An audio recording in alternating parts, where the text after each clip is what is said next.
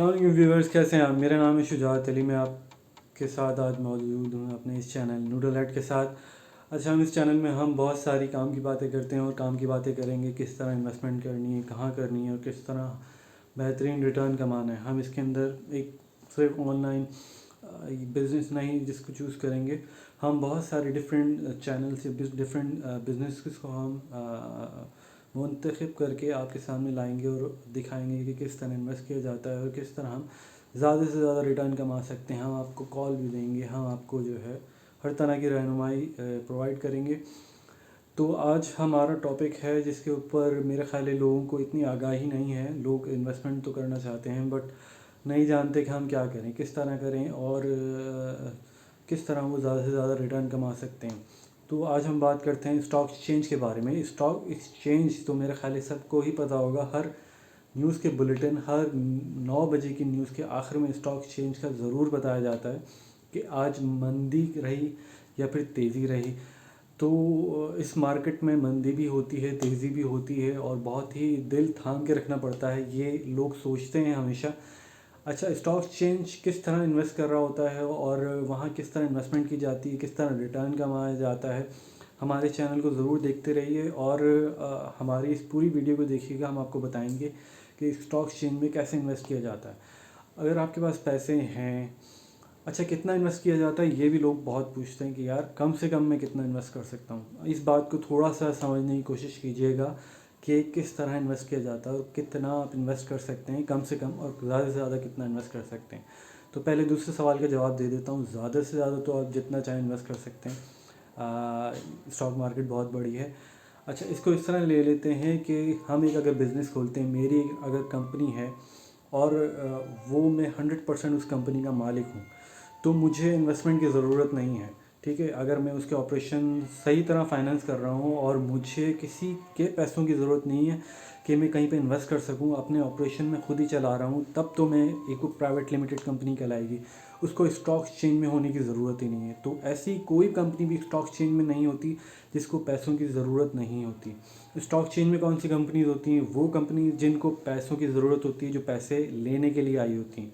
अच्छा, पैसे लेने से करती क्या है, उनको पैसों की ज़रूरत क्यों पड़ती है? बहुत सारी कंपनीज़ को पैसे लेने की इसलिए ज़रूरत पड़ती है कि उनको अपने ऑपरेशंस एक्सपेंड करने पड़ते हैं। लाइक मेरा एक प्लांट है, अगर मैं चाहता हूँ कि यार मेरा एक दूसरा भी प्लांट हो, तो वो मैं किस तरह एक्सपेंड करूँगा? मैं लोगों से कहूँगा कि भाई आपको इन्वेस्ट करना है मेरी कंपनी में, मेरा एक प्लांट चल रहा है और वो इतने कमा के दे रहा है, क्या आप भी कमाना चाहेंगे? मैं कहूँगा हाँ भाई, मैं भी कमाना चाहूँगा। तो कहता है कि पैसे दें। तो हम सारे मिलके उसके अंदर पैसे लगाते हैं। वो इनिशियल इन्वेस्टमेंट कहलाती है, उसका वो कहलाती है आईपीओ, इनिशियल पब्लिक ऑफरिंग। जब वो इनिशियल पब्लिक ऑफरिंग हो जाती है तो उसका शेयर जो है स्टॉक मार्केट में आ जाता है और उसकी एक प्राइस सेट हो जाती है कि ये इसकी प्राइस है। अब वो जैसे ही उन पैसों को लगाती है अपने बिजनेस में और जैसे ही कमाना शुरू करती है तो उसकी वो शेयर प्राइस ऊपर जाती जाती है। ठीक है, जब वो डिविडेंड दे देती है तो फिर शेयर प्राइस दोबारा नीचे आ जाती है, क्योंकि पैसे कंपनी में से निकल गए। कंपनी की जो वैल्यू है, एक तो उसके काम पे डिपेंड करती है कि वो किस तरह का काम कर रही है, लोगों का पर्सपेक्टिव के ये आगे प्रॉफिटेबल होगी कि नहीं। दूसरा उसकी एसेट वैल्यू पे, मतलब अगर मेरे पास एक बिल्डिंग है कंपनी की, अगर उसकी एसेट वैल्यू 100 रुपये है, तो 100 रुपये अगर 10 रुपये में डिवाइड हो रहे हैं तो एक शेयर की वैल्यू 10 रुपये तो होनी चाहिए। तो इस तरह भी शेयर्स की प्राइस डिफरेंट डिफरेंट तरीके से निकाली जाती हैं और डिफरेंट डिफरेंट तरीके से इसको प्रिडिक्ट करने का तरीका होता है, जो कि स्टॉक एक्सचेंज के ब्रोकर एनालिसिस जो उनके डिपार्टमेंट होते हैं एनालाइज करते हैं इन चीज़ों को। रिसर्च डिपार्टमेंट बनाए होते हैं ब्रोकर्स ने और बहुत सारी कंपनीज़ ने, जो कि इसी चीज़ों को एनालाइज कर रहे होते हैं कि एक शेयर की प्राइस क्या होनी चाहिए। डेली बेसिस पे, आर्ली बेसिस पे, उसकी हर एक्टिविटी पे, गवर्नमेंट की एक्टिविटी पे कि ऑयल प्राइसेस बढ़ रही है तो इसका एक यूनिट प्राइस क्या पड़ेगा, एक एक जो यूनिट सेल करता है कंपनी उसके ऊपर क्या पड़ेगा, उसी से उसका सेल्स निकाला जाता है, उसी से उसकी कॉस्ट निकाली जाती है। तो बहुत सारे डिसीजंस कंट्री के और कंपनी के खुद के इम्पैक्ट करते हैं उसकी शेयर प्राइस पे और एक शेयर प्राइस निकाली जाती है। अच्छा, आप लोग किस तरह इन्वेस्ट कर सकते हैं? बहुत सारे ब्रोकर हैं, मेंबर्स कहलाते हैं, जो कि ब्रोकर 200 मेंबर्स होते हैं स्टॉक एक्सचेंज के, सिर्फ 200। ठीक है, वो ही इन्वेस्ट कर सकते हैं। अब आप कहेंगे कि यार ये सिर्फ 200 कर सकते हैं तो मैं कैसे करूँगा?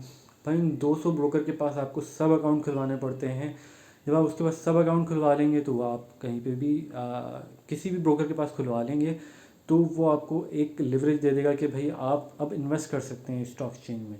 जब आप उसको अकाउंट खुल जाएगा तो आपका एक अकाउंट नंबर दे देंगे और उसके लिए आप ऑनलाइन आके या फिर कॉल पे उसको कह सकते हैं कि भाई मेरे इतने शेयर इस कंपनी के ख़रीद लो। अच्छा, इतने शेयर इतने इस कंपनी के ख़रीद लो तो उतने पैसे आपके अकाउंट में भी होने चाहिए उस ब्रोकर के, तो आप उतने पैसे अकाउंट में रखवाएंगे। अगर नहीं है तो वो आपसे कहेगा कि आपके अकाउंट में इतने पैसे नहीं हैं, आप पैसे डलवाएं। लेट्स सपोज़ कि अगर PSU का शेयर चल रहा है 150 रुपये का या 200 रुपये का, ठीक है, और आप 500 शेयर ख़रीदने चाह रहे हैं तो आपसे कहेगा कि भाई आप ज़रा 3 लाख रुपए रखवा दें अगर 1000 शेयर आपको ख़रीदने हैं तो, ठीक है। शेयर किस तरह की तादाद में बिकते हैं, 500, 1000 और इस तरह ही बिक रहे होते हैं, ठीक है। इसको कहते हैं नॉर्मल लॉट कहलाती है। एक ऑड लॉट होती है जो कि आप पॉइंट्स में ले सकते हैं, मतलब कि 300, 100 और इस तरह के। या फिर छोटा शेयर है तो वो आप कम भी बड़ा शेयर है तो आप कम भी ले सकते हैं। जैसे अगर कोई शेयर 5000 का है तो आपके 100 शेयर भी उसके ले सकते हैं।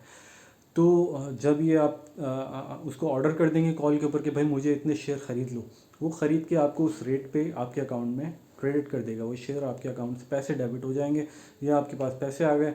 अब आप हर रोज़ देखें कि स्टॉक मार्केट क्या चल रही है, उसके उतार चढ़ाव देखें, आपने जिस प्राइस पे ख़रीदा प्लस द ट्रांजैक्शन अमाउंट, वो आपकी एक अमाउंट आ जाएगी कि भाई इतने पे आपने ख़रीदा था। अब मार्केट में क्या चल रही है प्राइस, तो उस प्राइस पे आपको बेचने में फ़ायदा होगा कि नहीं होगा, या फिर आपको लॉन्ग टर्म रखने हैं, इससे आपको डिविडेंड कमाना है, या इससे आपको जो है अपने बच्चों की शादियां करनी तो और लॉन्ग टर्म रखेंगे, ठीक है। तो इस तरह ये स्टॉक मार्केट चल रही होती है, इस तरह कमाया जा रहा होता है। बहुत सारे लोग यही कर रहे होते हैं। तो इतना मुश्किल काम नहीं है, बड़ा ही आसान काम है। बट ये सबसे ज़्यादा मुश्किल काम इसकी रिसर्च होती है। वही बात है कि रिसर्च किस चीज़ में इन्वेस्ट किया जाए। आप जो लेने जा रहे हैं वो कचरा तो नहीं है, आप जो लेने जा रहे हैं वो मिट्टी तो नहीं है, वो सोना ही है। ये आपको ज़रूर पता होना चाहिए। ये कौन आपको बताएगा, ये आपको रिसर्च एनालिस्ट बताएंगे। अगर आपके रिसर्च एनालिस्ट नहीं है तो दोस्त बनाएं, ठीक है। अगर ये भी नहीं है तो आप म्यूचुअल फंड में इन्वेस्ट करें, स्टॉक फंड में इन्वेस्ट करें जो कि म्यूचुअल फंड इंडस्ट्री के पास होते हैं। वो क्या कर रही होती है, वो आपसे पैसे लेती हैं और इसी तरह के डायरेक्ट जो है सिक्योरिटीज़ में, डायरेक्ट कंपनीज़ में इन्वेस्ट करती हैं। वो जो पैसा आता है उससे अपनी छोटी सी फीस लेके आप लोगों में पैसे बांटती हैं। वो भी यही काम करती हैं। तो अगर आपके पास टाइम नहीं है, अगर आपके पास रिसर्च नहीं है तो आप म्यूचुअल फंड में जाएं। अगर आप ये सीखना चाहते हैं तो आप ये खुद इस तरीके से जो मैंने आपको बताया आप ये काम कर सकते हैं। तो अगर आपको हमारी ये वीडियो अच्छी लगे तो इसको लाइक और सब्सक्राइब कीजिएगा। अपना बहुत ख्याल रखिएगा। अल्लाह हाफ़िज़।